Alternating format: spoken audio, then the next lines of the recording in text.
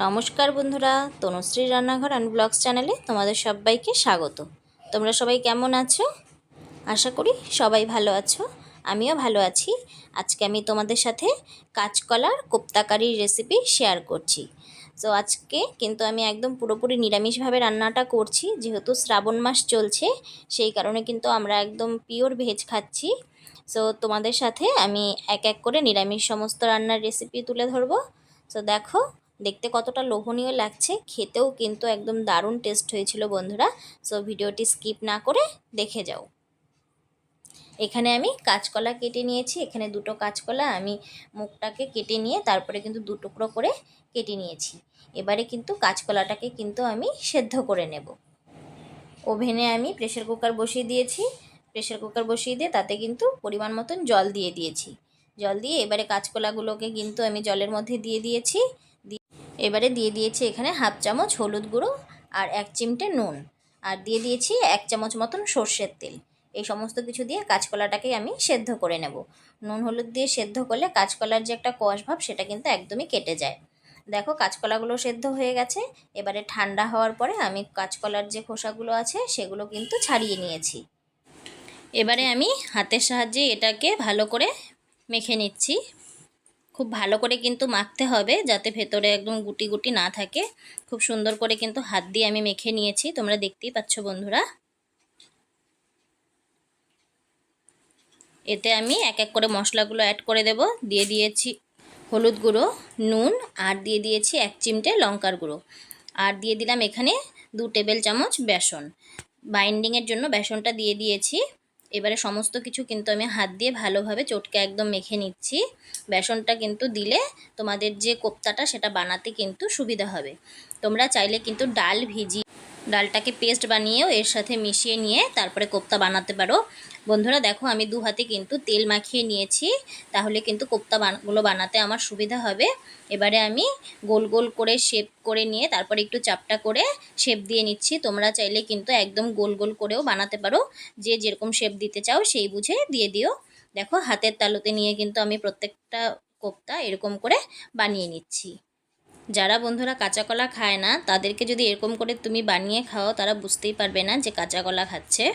So দেখো, সমস্ত কোপ্তাগুলো কিন্তু আমি এরকমভাবে বানিয়ে নিয়েছি। এবারে গ্যাসে আমি কড়াই বসিয়ে দিয়েছি, দিয়ে দিয়েছি সাদা তেল। এবারে তেলটাকে খুব ভালো করে গরম করে নিয়ে পুরো কড়াইয়ে কিন্তু আমি ছড়িয়ে দিচ্ছি। তেলটাকে কিন্তু ভালো করে আগে গরম করে নিতে হবে, তারপরে এক এক করে কোপ্তাগুলোকে কিন্তু আমি ভেজে নিচ্ছি। নিরামিষ দিনে কিন্তু বন্ধুরা তোমরা অনায়াসে বাড়িতে বানিয়ে খেয়ে দেখতে পারো, খুবই ভালো লাগে খেতে। সমস্ত কোপ্তাই আমি দিয়ে দিয়েছি তেলের মধ্যে। এবারে কিন্তু হালকা হাতে এক এক করে এগুলোকে উল্টে পাল্টে ভালো করে ভেজে নিতে হবে। এক পিঠ আমার ভাজা হয়ে গেছে কোপ্তার, আমি এক এক করে কিন্তু সমস্ত কোপ্তাগুলিকে উল্টে দিচ্ছি। কোপ্তাগুলি কিন্তু একটু ব্রাউন কালার করে একটু কড়া করে ভেজে নিতে হবে, তাহলে কিন্তু কোপ্তার যে টেস্ট সেটা কিন্তু পাওয়া যাবে। দেখো বন্ধুরা, কোপ্তা কিন্তু আমার ভাজা হয়ে গেছে। যখন কোপ্তাগুলো ভাজবে তখন কিন্তু গ্যাসের আঁচটাকে কমিয়ে ভাজবে, তাহলে ভেতর থেকে ভাজা হয়ে যাবে। আর না হলে কিন্তু একদম ওপরটা লাল হয়ে যাবে আর ভেতরে কিন্তু কাঁচা কাঁচা থাকবে। দেখো, সমস্ত কোপ্তাই ভাজা হয়ে গেছে। এবারে তেল থেকে আমি তুলে নিয়েছি।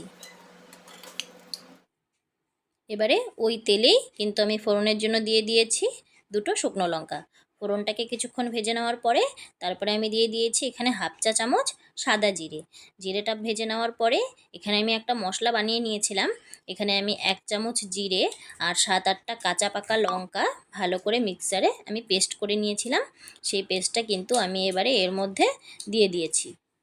এবারে একটা মিডিয়াম সাইজের টমেটো আমি পেস্ট করে নিয়েছিলাম, সেই টমেটোর পেস্টটা কিন্তু আমি এবারে মশলার মধ্যে দিয়ে দিয়েছি।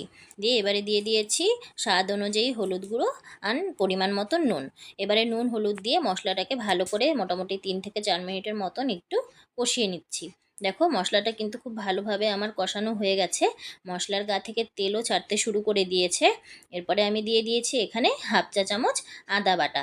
যেহেতু নিরামিষ রান্না, সেই কারণে কিন্তু আদা বাটাটা মাস্ট তোমাদেরকে দিতেই হবে। এরপরে সামান্য একটু জল দিয়ে কিন্তু আমি মশলাটাকে কষিয়ে নিচ্ছি, যাতে কিনা মশলাটা পুড়ে না যায়। তারপরে আমি দিয়ে দিয়েছি এখানে 3টে চেরা কাঁচা লঙ্কা। এবারে আমি গ্রেভির জন্য পরিমাণ মতন জল দিয়ে দিয়েছি। যে যেরকম গ্রেভি খেতে পছন্দ করো সেই বুঝে জলটা দিয়ে দেবে।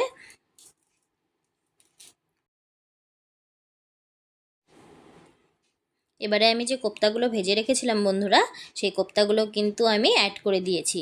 দিয়ে এবারে কিন্তু 5 থেকে 7 মিনিটের মতন এটাকে খুব ভালো করে কিন্তু ফুটিয়ে নেব। কিছুক্ষণ সময় নিয়ে এটাকে ভালোভাবে ফুটিয়ে নিতে হবে। তো তৈরি হয়ে গেল আমার এই কাঁচকলার কোপ্তার রেসিপিটি।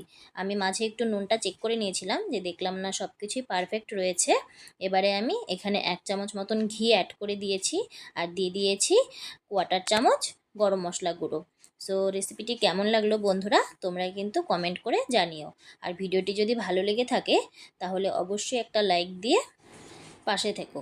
আর আমার চ্যানেলে যারা নতুন তাদেরকে অসংখ্য অসংখ্য ধন্যবাদ। আর একটা কথা বলছি বন্ধুরা, যারা ভিডিওটি দেখছো কিন্তু এখনও পর্যন্ত সাবস্ক্রাইব করনি, তারা প্লিজ ঝটপট গিয়ে সাবস্ক্রাইব করে পাশে থাকা বেল আইকনটি প্রেস করে দিও। তাহলে কি হবে, আমার দেওয়া ভিডিওর নোটিফিকেশন তোমরা সবার প্রথমেই পেয়ে যাবে। সো পরবর্তী ভিডিওর অপেক্ষায় থেকো বন্ধুরা। সকলে ভালো থেকো, সুস্থ থেকো।